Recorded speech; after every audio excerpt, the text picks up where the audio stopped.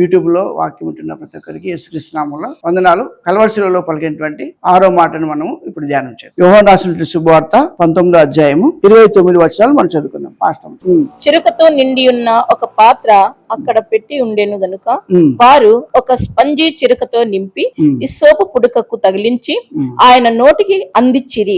యేసు ఆ చిరుక పుచ్చుకొని సమాప్తమైనదని చెప్పి తన తల వంచి ఆత్మను అప్పగించెను. చూడండి, ఇక్కడ 6వ మాట ఏమంటే యోహాను రాసినటువంటి సువార్తలో చెప్తున్నాడు. 19వ అధ్యాయం 30వ వచనంలో యేసు ఆ చిరుక పుచ్చుకొని సమాప్తమైనదని చెప్పి తల వంచి ఆత్మను అప్పగించెను. ఇప్పుడు 6వ మాట ఏమంటే సమాప్తం. ఇప్పుడు ఒక మనిషి సమాప్తం అనే మాట ఎప్పుడు వాడతారు చెప్పండి? తన పని ముగిపోయినప్పుడు. చూడండి, మనము బెంగళూరుకి ఏదో పని మీద వెళ్తాము, ఆ పని కంప్లీట్ చేసి తిరిగి అంటే ఆ పని ముగించిన తర్వాత పూర్తి అయిన తర్వాత తిరిగి వస్తాం. అంటే ఒక మనిషికి ఏదైనా ఒక పని అప్పగించిన తర్వాత అది చేసిన తర్వాత అది సమాప్తం అవుతుంది, లేకపోతే కాదు, పెండింగ్ ఉంటది. పెండింగ్ అంటే యేసు ప్రభు ఈ లోకానికి వచ్చినటువంటి ఉద్దేశం ఏది కూడా పెండింగ్ పెట్టలేదు. తండ్రి దేవుడు ఈ లోకానికి ఏ ఉద్దేశం అయితే పంపించినాడో ఆ పని అంతా కూడా యేసయ్య ఏం చేశాడు? పూర్తి చేశాడు, సమాప్తం చేశాడు. అందుకోసమే చూడండి, ఆదికాండం మొదలుకొని మలాకి గ్రంథంలో ఒక మాట ఉంది. మలాకి గ్రంథం అంటే మాట కాదు. చూడండి, మీకు ఐడియా వచ్చడానికి చెప్తున్నాను. అక్కడ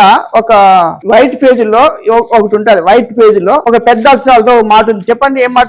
సమాప్తం అనే మాట. ఒక గ్రంథకర్త ఏదైనా రాసినా కూడా ఏ ఉద్దేశంతో రాస్తున్నాడో అదంతా కంప్లీట్ చేసినప్పుడు సమాప్తం అని అంటారు. చూడండి, ఏమంటున్నారు అక్కడ? ఉందా లేదా? ఉంది, సమాప్తం అని ఉంది. సమాప్తం అని ఉంది. చూడండి, ఇక్కడ అంటే ఒక గ్రంథకర్త ఏదైనా రాయాలన్నా కూడా ఏ పని జరగాలన్నా కూడా అది కంప్లీట్ అయ్యేంత వరకు, అది ముగించేంత వరకు ఆ పనిపైనే ధ్యాస ఉంటుంది. ఈ రోజు కూడా చర్చికి వచ్చిండే వాళ్ళు అటు ఇటు అవుతుంది కొంచెం సమయం, కానీ సమాప్తం అయ్యేంత వరకు ఉంటే నీకు చెప్పాల ఆశీర్వాదం. మనమేం గెరిగీసుకోవాలి. ఇక్కడ గెరిగిస్తే నువ్వు ఏసైకి గెరిగిస్తే నీకు గెరిగిస్తాడు. ఏసై నీకు కూడా గెరిగిస్తాడు. నువ్వు అక్కడ పోయిన పని ఏం కాదు, ఇప్పటికీ నీకు ఆందోళన ఉంటది అంతే. కానీ దేవుని బిడ్డారా, దేవుని పనిలో నువ్వు ఆ పని చేసినప్పుడు అది కంప్లీట్ అయినప్పుడు సమాప్తం చేస్తే నీకు బ్లెస్సింగ్స్ ఉంటది, ఆశీర్వాదము ఉంటది. కాబట్టి యేసు ప్రభు ఏమనంటే ఆ చిరుకు పుచ్చుకున్న తర్వాత సమాప్తం అనే మాట. కాబట్టి దేవుని బిడ్డారా, మనకు కూడా ఏదైనా పని అప్పగించినప్పుడు అది పూర్తి చేసినప్పుడు దేవుడు మనల్ని బహుగా దీవించేవాడు ఉన్నాడు. కాబట్టి 6వ మాట ఏమన్నాడు యేసు ప్రభు?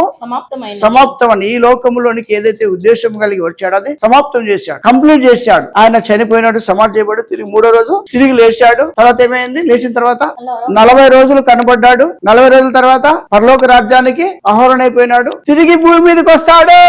ఎప్పుడు వస్తాడో తెలియదు. వచ్చిన తర్వాత మనం ఆయన ఉండే స్థలంలో మనం కూడా వెళ్ళిపోతాం. కాబట్టి దేవుని బిడ్డారా, 6వ మాట ఏమని చెప్పండి? సమాప్తం. కాబట్టి దేవుడు సమాప్తం చేశాడు. మనకు కూడా ఏదైనా సంఘములో పని చేసి అప్పగించినప్పుడు ఆ పని సమాప్తం చేస్తే దేవుడిని ఆశ్రయిస్తాడు. దేవుడి మాటలో దీవించును గాక. ఆమేన్.